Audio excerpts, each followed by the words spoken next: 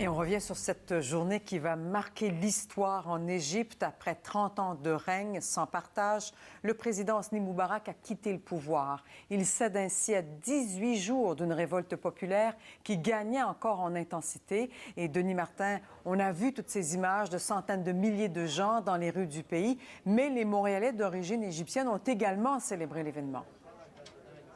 Salam alaikum, Brigitte, comme ils disent ici, que la paix soit avec vous. Et puis, on a entendu beaucoup de Tahia Masser qui est Vive l'Égypte. Les gens ici, je pense que c'est un moment historique pour eux. Il y avait beaucoup d'ambiance au Petit Café. Il y a beaucoup d'ambiance encore au Petit Café où je me retrouve. D'ailleurs, on demande aux gens de se taire parce qu'ils nous écoutent présentement. Alors, je vous propose d'écouter des commentaires que j'ai recueillis un petit peu plus tôt pour voir un peu l'état d'esprit des gens ici ce soir.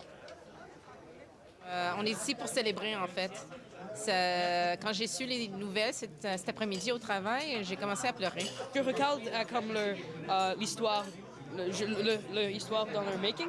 Je suis très heureuse et de plus, je suis très fière du peuple égyptien qui ont fait l'impossible pour retrouver leur liberté.